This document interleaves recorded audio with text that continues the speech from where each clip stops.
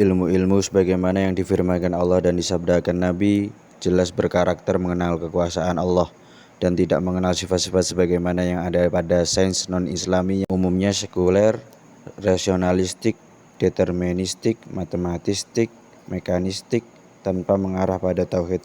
Kemanfaatan ilmu-ilmu yang terlihat dalam pemikiran tentang lingkungan hidup, misalnya daya tahan ekosistem, pemukiman manusia dan cagar alam, populasi udara, air, tanah, tingkah laku hidup politik, sosioekonomi, moral, teknologi, dan lain-lain.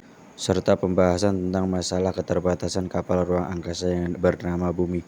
Dan kesemuanya merupakan topik-topik meja dewasa ini, baik meja bertaraf lokal, regional, dan transnasional. Alam semesta, sumber daya manusia, ilmu dan teknologi adalah kata-kata kunci yang memiliki berbagai dimensi sebagai makhluk Allah dalam satu sistem keesaan Allah yang merupakan prinsip asas kehidupan berdasarkan sistem nilai dan norma Islam. Lingkungan hidup yang demikian merupakan ecological morality yang diharapkan dapat membebaskan kemiskinan, kebodohan, kerakusan, dan kerusakan nilai manusia dewasa ini maupun pada waktu mendatang. Untuk itu, pemikiran manusia tentang sistem nilai dan norma Islam dapat diperbaharui atau diperbaiki. Tetapi Islam itu sendiri tidak perlu diperbarui, sebab Islam yang diperbarui akan menjadi bukan Islam lagi, bahkan menjadi barang yang sepenuhnya lain. Udkhulu fi silmi kafah, masuklah ke dalam Islam secara keseluruhan. Posisi akhlak pada teknologi. Teknologi mengandung arti cara dan masukan yang dipergunakan dalam usaha produksi. Kegiatan tafakur yang menghasilkan rumusan-rumusan sains dimanfaatkan sepenuhnya oleh manusia untuk memenuhi berbagai hajat kebutuhannya. Kita menyaksikan dengan berbekal pengetahuan tentang watak tanaman, para petani berikhtiar mencari metode bercocok tanam untuk mempertinggi produksi tanamannya. Kita menyaksikan pula dengan berbekal pengetahuan tentang hubungan energi dan massa, politisi memerintah negara untuk membangun pabrik-pabrik senjata. Desakan kebutuhan membuat manusia selalu berikhtiar untuk terus memajukan teknologi.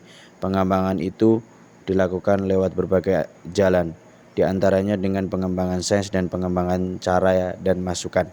Pengembangan sains meliputi usaha penelusuran yang lebih mendalam terhadap watak dasar supaya objek berupa materi atau non-materi. Teori-teori lama yang diperbaiki dan model-model disempurnakan. Kesalahan membuat model akan menyebabkan gagalnya pengembangan teknologi atau terjadinya penyimpangan gerak ke arah yang tidak wajar dan membinasakan.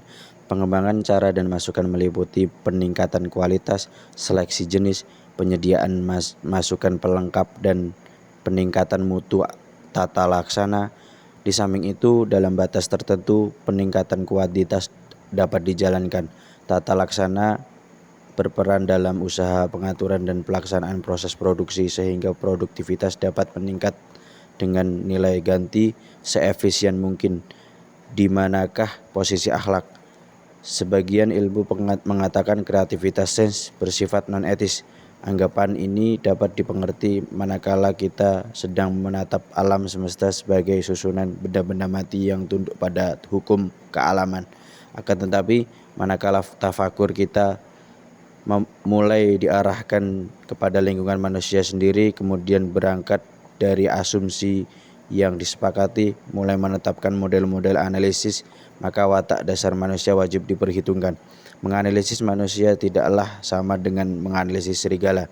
Serigala adalah hewan pemakan daging yang buas dan tetap pada posisi kebuasannya meskipun ia telah dan akan melewati tahap pengembangan yang panjang. Kelompok serigala tidak akan pernah bersepakat menetapkan keputusan bahwa mengingat memakan daging sesama hewan itu adalah perbuatan yang tidak berperi kehewanan. Maka mulai saat ini serigala dianjurkan untuk memakan dedaunan saja. Maka dapat dimengerti bahwa seorang ilmuwan menetapkan model-model tentang keadaan hewan lainnya yang merupakan mangsa serigala dengan berangkat dari asumsi kebuasan serigala. Manusia bukanlah serigala.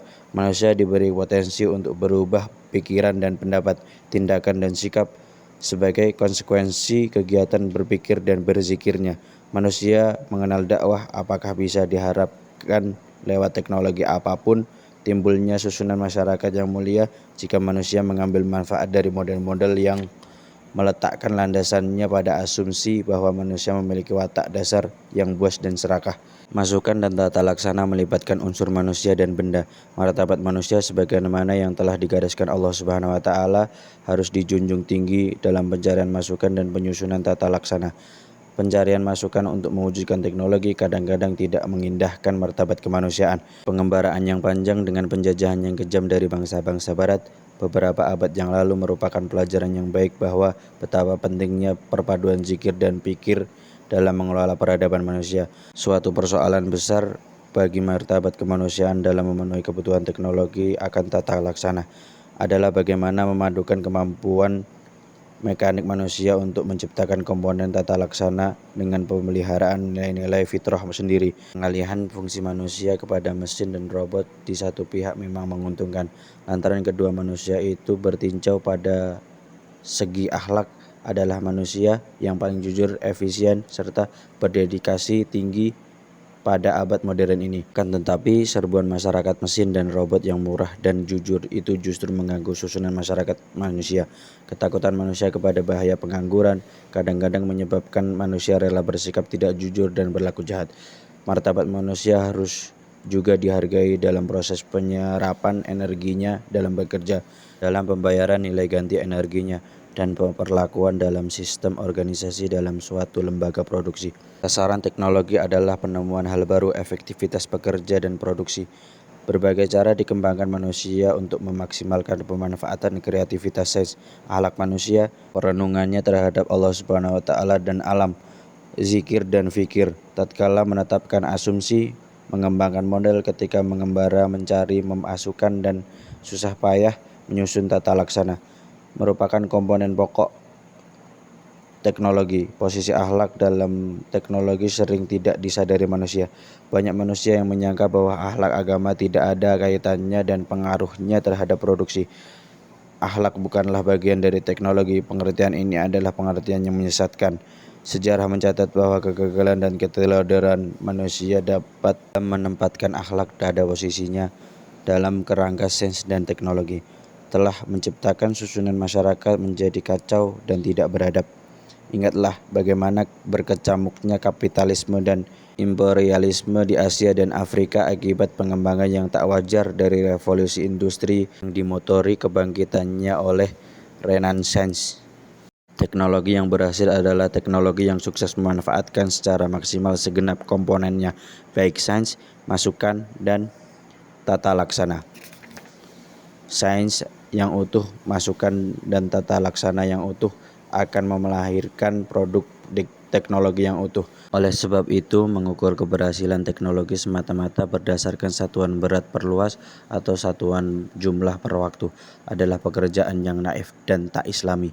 Produktivitas harus diukur pula lewat peningkatan dan penurunan mutu dan martabat susunan masyarakat manusia yang diakibatkan oleh sistem teknologi itu. Dengan kata lain, peningkatan dan penurunan iman pribadi-pribadi dalam masyarakat. Jika teknologi justru mencetak manusia menjadi makhluk yang buas, kasar, licik, mengabaikan adab dan peri kemanusiaan, jika ditelusuri akan tampak nyata bahwa teknologi itu tidak bersumber dari Islami. Ia adalah teknologi yang gagal dari segi watak dasarnya. Produk seperti ini tidak akan ada manfaatnya bagi suatu susunan kemasyarakatan. Bom yang diterjunkan Amerika ke Hiroshima dan Nagasaki, Jepang, yang serta-merta meluluhlantahkan manusia dan segala yang berada di permukaan bumi. Jepang adalah salah satu contoh teknologi yang dibangun. Orientasinya adalah kekuasaan dan kerakusan manusia. Ia tidak peduli kemanusiaan. Senjata pembunuh massal berupa senjata kimia yang berbahan dasar tabun, sarin, dan siklorasin merupakan senjata kimia yang sengaja diproduksi untuk mematikan manusia dengan cara yang sangat menyakitkan. Ia melumpuhkan saraf setelah terhisap, merusak paru dan jantung. Demikian juga dengan senjata pembunuh massal kimia berbahan dasar belerang, sulfur, mustard, dan lumina yang menyebabkan kerusakan sistem pernapasan, mata dan kulit melepuh dan terbakar dengan rasa sakit yang luar biasa. Ini pernah dilakukan Irak dalam perang Irak pada tahun 1988 lalu. Bahannya dipasok dari Amerika, Jerman, Belanda. Sepanjang perang selama 8 tahun, pasukan Irak telah menggunakan 1.800 ton gas murtad, 600 ton gas sarin, dan berbagai senjata kimia lainnya. Demikianlah kita mendapat hikmah bahwa ilmu yang dikembangkan tanpa menunjuknya Allah Subhanahu wa taala akan menyebabkan kehancuran karena akalnya bersinergi dengan hawa nafsu. Dimensi akal, rasa, intelek, dan rasio. Akal dan rasa. Islam memberikan kedudukan yang sangat tinggi kepada akal karena akal hanya dimiliki oleh manusia dan manusia adalah ciptaan terbaik Allah Subhanahu wa taala. Allah Subhanahu wa taala memerintahkan kepada manusia untuk menggunakan akalnya dan cemooh Allah sangat buruk terhadap manusia yang tidak mau menggunakan akalnya. Perhatikanlah ayat-ayat berikut. Dengan air itu ia tumbuhkan untuk tanaman-tanaman dan pohon zaitun dan pohon kurma, anggur dan segala malam buah-buahan. Sesungguhnya pada yang demikian itu adalah pertanda bagi kaum yang berpikir. Quran Surat An-Nahl ayat 11. Dan ia membuat malam dan siang dan matahari dan bulan supaya melayanimu, dan bintang-bintang dibuat untuk melayani dengan perintahnya Allah Subhanahu wa taala. Sesungguhnya pada demikian itu adalah pertanda bagi kaum yang berakal. Quran Surat An-Nahl ayat 12. Kedua ayat tersebut menegaskan kekuasaan Allah Subhanahu wa taala, memperjelas kepada manusia bahwa kenyataan-kenyataan empiris di dalam alam ini seharusnya menjadi sarana manusia untuk memanfaatkan dan menggunakan akalnya sehingga daya pikirnya terlatih dan dengan demikian mampu membina ilmu pengetahuan. Ayat-ayat Allah Subhanahu wa taala itu adalah kenyataan-kenyataan alami yang berlangsung menurut sunnahnya, dan ayat-ayat ini berfungsi dalam pelatihan dan pengembangan kemampuan berpikir manusia yang selanjutnya manusia akan mampu mengembangkan teori-teori ilmu pengetahuan. Selanjutnya Allah berfirman, sesungguhnya dalam proses penciptaan langit dan bumi dan proses pergantian siang dan malam adalah pertanda-tanda kekuasaan Allah bagi ulil albab, orang-orang yang berfikir. Quran Surat Ali Imran ayat 190. Maka apakah mereka tidak memperhatikan unta bagaimana ia diciptakan, dan langit bagaimana ia ditinggikan, dan gunung-gunung bagaimana ia ditegakkan, dan bumi bagaimana ia dihamparkan. Quran Surat Al-Ghasyiyah ayat 17-20. Sesungguhnya dalam proses penciptaan langit dan bumi, silih bergantinya malam dan siang, bahtera yang berlayar di laut membawa apa yang berguna bagi manusia dan apa yang Allah turunkan dari langit berupa air. Lalu dengan itu ia hidupkan bumi sesudah mati keringnya, dan ia sebarkan di bumi ini segala jenis hewan dan pengisaran angin dan awan yang dikendalikan antara langit dan bumi. Sungguh terdapat tanda-tanda keesaan dan kebesaran Allah Subhanahu wa taala bagi kaum yang berpikir. Quran Surat Al-Baqarah ayat 164. Sesungguhnya bintang yang paling buruk menurut Allah ialah orang-orang yang berlaku tuli, yang berlaku bisu, dan yang tidak mau mengerti. Quran Surat Al-Anfal ayat 22. Ayat di atas merupakan cemoohan Allah terhadap manusia yang tidak mau berpikir, tidak mau menggunakan akal pikirannya. Karena jelas tidak ada kepentingannya bagi Allah Subhanahu wa taala untuk mencemoohkan binatang, maka Quran diturunkan untuk kebahagiaan umat manusia, bukan untuk binatang.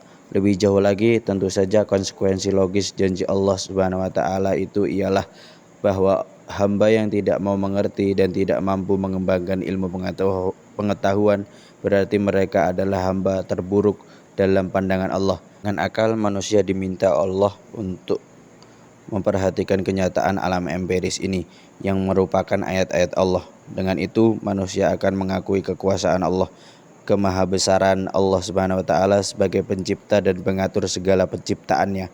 Dalam pengakuan terhadap kebesaran Allah Subhanahu wa taala itu pula lah manusia melatih kemampuan berpikirnya secara sistematis dalam mengembangkan teori-teori pembentuk ilmu pengetahuan dan kenyataan empiris ini. Allah menegaskan karunia-Nya kepada manusia dengan memberikan penglihatan pendengarannya dan hati. Quran Surat An-Nahl ayat 78. Ketiga sarana pribadi ini dikaruniakan Allah agar manusia mampu mengembangkan ilmu pengetahuan. Tanpa atau sebelum Tuhan memberikan ketiga sarana ini, manusia tidak mengetahui apapun.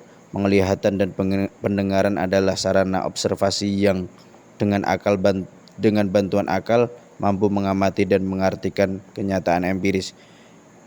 Dan hanya dengan hatilah proses generalisasi empiris akan mengarahkan manusia untuk bersyukur, berarti mampu memanfaatkan sarana tersebut menurut ketentuan-ketentuan hidup yang digariskan Allah Subhanahu wa taala.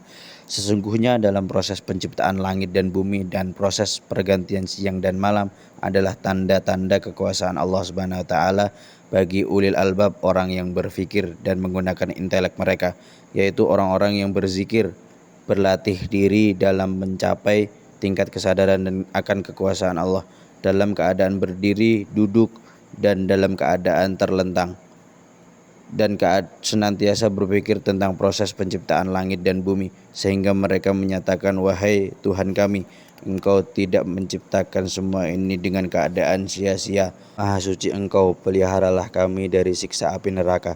Quran Surat Ali Imran ayat 190-191.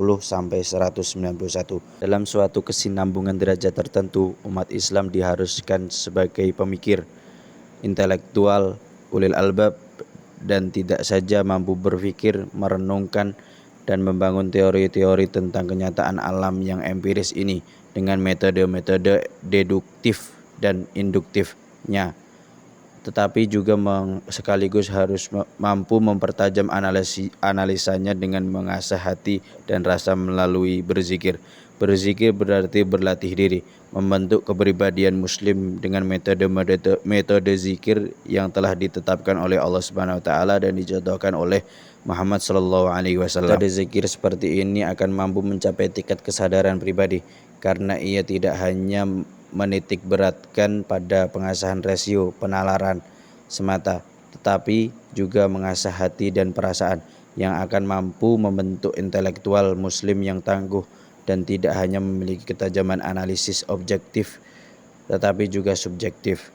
Ulil albab atau ulil ilm yang dibentuk oleh penajaman metode ilmiah induktif dan deduktif yang akan mampu mengamati gejala dan proses alamiah yang maha rumit dan unik ini, adalah juga intelektual yang membangun kepribadiannya dengan zikir dalam keadaan dan situasi apapun, bahkan ketika sedang berdiri, duduk, dan berbaring, sehingga mampu memanfaatkan gejala, proses, dan sarana alamiah ini untuk kemaslahatan dan kebahagiaan seluruh umat manusia. Intelek dan rasio. Ilmu terjadi karena pengkristalan pengalaman dan pengetahuan sendiri maupun informasi dari orang lain yang diungkapkan dengan kenyataan oleh secara objektif empiris maupun subjektif esensi. Ilmu modern barat dibentuk atas dasar fakta empiris dan indrawi saja, tapi mengharuskan sumbernya yaitu Allah Subhanahu wa taala yang telah memberikan esensi berbagai ilmu, antara lain ilmu ketuhanan, ilmu-ilmu sosial, dan ilmu-ilmu kealaman sebagaimana terdapat dalam Al-Quran. Empiris dapat diketahui dengan akal objektif, sedang esensi dengan akal subjektif. Perpaduan rasio dengan intelek ini menghasilkan ilmu yang sebenarnya, karena rasio dapat mengerti hanya dengan cara analisis ilmiah, sedangkan intelek yang bersifat non-indrawi dapat mengetahui esensi. Ilmu modern terjadi hanya atas pengetahuan rasio. Rasio dapat menyaring data dan panca indera tanpa bantuan intelek, sehingga sangat mungkin bahwa rasio tidak terkendali dalam menghasilkan ilmu. Ilmu menjadi berat sebelah pada rasio yang menganalisis fenomena, gejala-gejala lahiriah, yang kemudian fenomena itu dikuantitaskan. Hasilnya adalah ilmu dengan hiasan data kuantitatif yang dianggap paling absah, yang dalam penerapannya seringkali melupakan syarat berlakunya, yakni ceteris paribus. Hal ini mengakibatkan dekadensi segala segi kehidupan sehingga muncullah berbagai krisis. Akhir-akhir ini sering diungkapkan bahwa ilmu modern harus ditinjau kembali agar dapat mencerminkan esensinya, dan dalam penerapannya tidak mengakibatkan pengorbanan yang besar. Kegagalan ilmu modern antara lain terletak dalam mempelajari tingkah laku manusia beragam Sebab itu sungguh tepat dan masuk akal bila mulai sekarang disusun ilmu yang merujuk pada Islam. Ilmu dalam Islam berdasarkan intelek yang mengarah rasio untuk membentuk ilmu yang bertopang pada kesadaran dan keimanan terhadap kekuasaan Allah Subhanahu wa taala. Inilah ilmu yang menjadi petunjuk hidayah dari kegelapan menuju terang, nur, dan nur itu berasal dari Allah Subhanahu wa taala. Indera mata tanpa nur tak akan dapat melihat, memperhatikan ataupun mengukur fenomena. Bila kita menginginkan kehidupan akhirat yang baik, amal kehidupan di dunia harus pula baik dan dicapai dengan sarana yang baik pula. Kehidupan yang baik di dunia adalah ibadah dalam arti luas. Mencari ilmu adalah ibadah karena kehidupan manusia telah diatur secara garis besar dan manusia dianugerahkan kebebasan berbuat sepanjang dan selebar aturan Allah Subhanahu wa taala. Maka ilmu itu pun bersumber dari Allah Subhanahu wa taala yang telah memberikan wahyunya kepada Nabi Muhammad SAW untuk seluruh umat manusia. Oleh karena itu, ilmu-ilmu menurut Islam adalah ilmu yang di dalamnya terpancar wahyu. Kebenaran ilmu Allah adalah mutlak. Sumber tunggal ilmu ialah Al-Quran. Dengan perkataan lain, membicarakan ilmu hanya mungkin bila bersumber pada kitabnya. Kebenaran ilmu-ilmu sosial adalah relatif, karena pada manusia berlaku sunnatullah yang seringkali dilanggar oleh manusia sendiri, sehingga ilmu-ilmu sosial harus mengalami pengujian dan pembuktian terus-menerus, baik oleh ahli ilmu sosial sendiri maupun oleh para ulama dan ulil albab. Ilmu-ilmu kealaman lebih mudah diuji kebenarannya karena alam sepenuhnya mematuhi sunnatullah, sami'na wa ata'na, sehingga ilmu-ilmu kealaman mengalami kemajuan yang lebih pesat daripada ilmu-ilmu lain. Ilmu-ilmu sosial harus dibangun dengan bersumber pada Al-Quran dan hadis. Pengambilan sumbernya adalah dari buku-buku para cendikawan muslim, misalnya Ibnu Khaldun, Muqaddimah, Al-Farabi, As-Siyasat Al-Madaniyah, dan lain-lain. Buku-buku lainnya tentang ilmu-ilmu kealaman, sosial, humaniora, dan cabang-cabangnya perlu ditelusuri sehingga ilmu berkembang dalam Islam. Dengan demikian, ilmu menurut Islam adalah hasil usaha manusia melalui akal, hati nurani, kesadaran, serta bantuan pecainderanya yang disusun secara sistematis untuk memahami fenomena semesta, ketuhanan, manusia dan alam berdasarkan pemberitahuan Al-Quran yang kebenarannya dapat teruji secara empiris untuk mendapatkan esensi yang tidak terlepas dari hakikat yang maha mutlak dan mencapai tujuan kebahagiaan lahir dan batin. Bila ilmu digunakan untuk kebahagiaan umat manusia, maka ilmu tidak hanya berfungsi menggambarkan, melukiskan, dan memaparkan suatu masalah, melainkan juga mengembangkan ilmu yang telah lalu dan yang baru, mengendalikan peristiwa yang akan terjadi dan akan membahayakan kehidupan, dan menebak apa yang akan terjadi untuk memudahkan umat manusia menghadapinya. Renungan manusia sebagai khilafah dan perintahnya. Dalam alam semesta ini dan di antara sumber daya hayati, manusialah faktor penentu kehidupan. Sebagai khilafah Allah yang ditugaskan sebagai manajer sistem tunggal yang meliputi bumi dan yang tunduk dan taat kepada pengatur dan pencipta sistem. Sesungguhnya kami menciptakan manusia dalam bentuk yang sebaik-baiknya. Quran Surat At-Tin ayat 4. Manusia berlaku sebagai khilafah di muka bumi. Ingatlah ketika Tuhan berfirman kepada malaikat, sesungguhnya aku akan mengangkat Adam menjadi khalifah di muka bumi. Para malaikat bertanya, mengapa engkau hendak menempatkan di permukaan bumi orang yang akan membuat bencana dan menumpahkan darah, sedang kami senantiasa bertasbih, memuji dan menyucikanmu. Allah berfirman, sesungguhnya aku mengetahui apa-apa yang tidak kamu ketahui. Quran Surat Al-Baqarah ayat 30. Itu terjadi berkat kelebihan dan kesempurnaan akan kebanyakan makhluk. Dan sesungguhnya kami telah memuliakan umat manusia dengan memberi mereka sarana tumpangan di daratan dan di lautan, memberi mereka rezeki yang baik-baik, dan kami lebih mengutamakan mereka dari kebanyakan makhluk yang telah kami ciptakan dengan sempurna. Quran Surat Al-Isra ayat 70. Kelebihan manusia dari makhluk lainnya bahwa Allah telah mengajarkan kepada Adam nama-nama benda keseluruhnya. Allah mengajarkan kepada Adam seluruh nama benda. Kemudian Allah menampilkannya kepada para malaikat lalu berfirman, "Sebutkanlah kepadaku nama benda-benda ini jika kamu memang benar." Quran Surat Al-Baqarah ayat 31. Allah pun meniupkan ke dalamnya ruhnya setelah aku sempurnakan bentuknya dan aku tiupkan ruh ciptaanku ke dalamnya, hendaklah kalian tunduk bersujud kepadanya. Quran Surat Al-Hijr ayat 29. Tujuannya agar supaya manusia bersifat mulia dan mempunyai akal dan ilmu, dan Allah telah menunjukkan kepadanya dua jalan. Bukankah kami telah memberikan kepadanya dua mata, satu lidah dan dua bibir, serta membentangkan baginya dua jalan. Quran Surat Al-Barat ayat 8-10. Dengan mata, lidah dan bibir yang dimaksud adalah perangkat yang memberi kemampuan manusia membedakan antara kebaikan dan kejahatan. Allah memberikan pula kebebasan berpikir kepada manusia untuk memilih. Apabila Allah bertanya, "Maka apakah kamu hendak memaksa manusia supaya semuanya menjadi orang beriman? Dan kalau Tuhanmu menghendaki, tentu akan berimanlah semua orang yang ada di muka bumi ini. Apakah kamu hendak memaksa orang supaya mereka beriman semuanya?" Quran Surat Yunus ayat 99. Di antara manusia sendiri ada perbedaan derajat sebagaimana firman-Nya, "Dan dialah yang menjadikan kamu penguasa-penguasa bumi.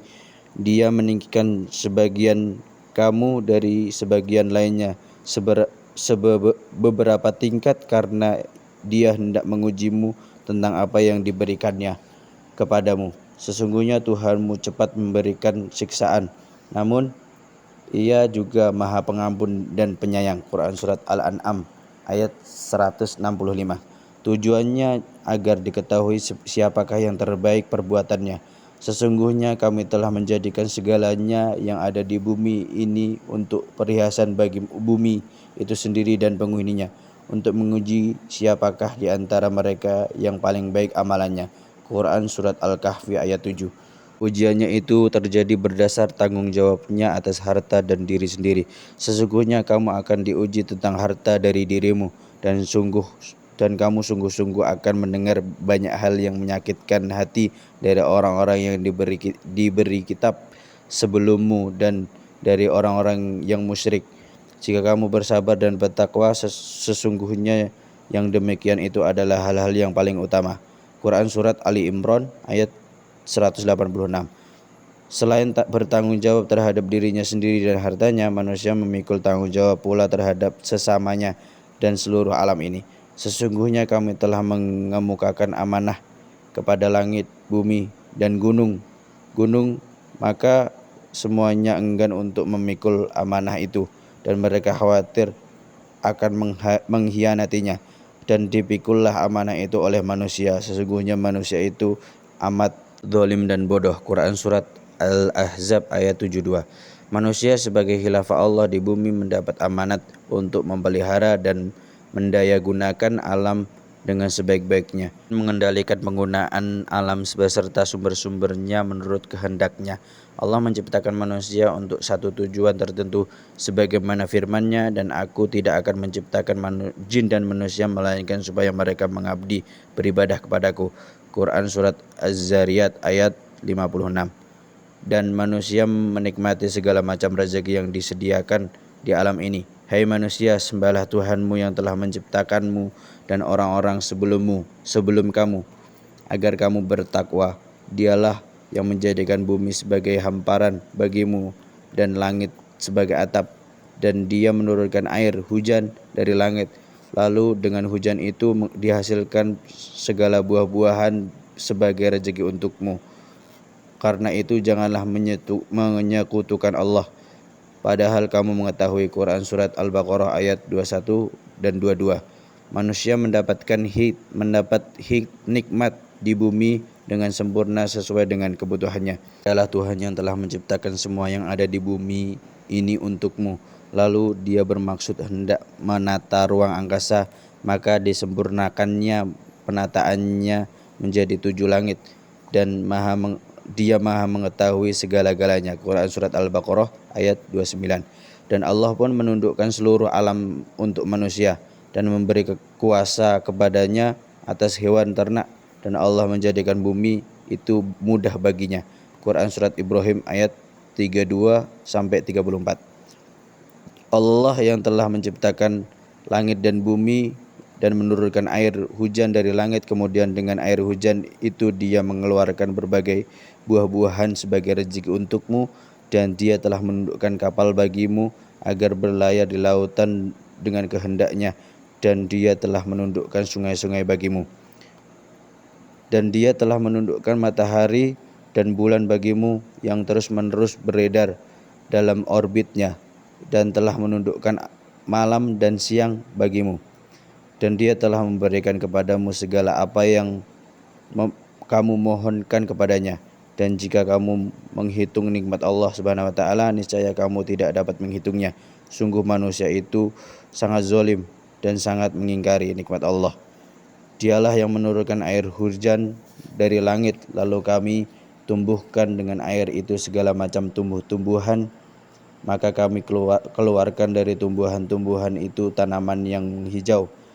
Kami keluarkan dari tanaman yang menghijau itu butir yang banyak, dan dari mayang kurma mengurai tangkai-tangkai yang menjulai, dan kebun-kebun anggur, dan kami keluarkan pula zaitun dan delima yang serupa dan tidak serupa. Perhatikanlah buahnya di waktu pohonnya berbuah, dan perhatikan pulalah kematangannya. Sesungguhnya pada yang demikian itu ada tanda-tanda kekuasaan Allah Subhanahu wa taala bagi orang-orang yang beriman. Quran Surat Al-An'am ayat 99. Quran Surat An-Nahl ayat 10-16. Dialah yang telah menurunkan air hujan dari langit untuk kamu, sebagiannya menjadi minuman dan sebagiannya menyuburkan tumbuhan yang dengannya kamu mengembalakan ternakmu. Dan air hujan itu Dia menumbuhkan untukmu tumbuh-tumbuhan, zaitun, kurma, anggur, dan segala macam buah-buahan. Sesungguhnya pada yang demikian itu benar-benar terdapat tanda kebesaran Allah Subhanahu wa taala bagi orang yang berpikir. Dia menundukkan malam dan siang, matahari dan bulan untukmu, dan bintang-bintang dikendalikan dengan perintahnya. Sesungguhnya pada demikian itu benar-benar terdapat tanda-tanda kebesaran Allah Subhanahu wa taala bagi orang yang mengerti. Dia juga mengendalikan apa yang Dia ciptakan untukmu di bumi ini dengan berbagai jenis dan macam warnanya. Sesungguhnya pada yang demikian itu benar-benar terdapat tanda kebesaran Allah Subhanahu wa taala bagi kaum yang mengambil pelajaran. Dialah yang menundukkan lautan untukmu agar kamu dapat memakan daging yang segar, ikan darinya, dan dari lautan itu kamu mengeluarkan perhiasan yang kamu pakai.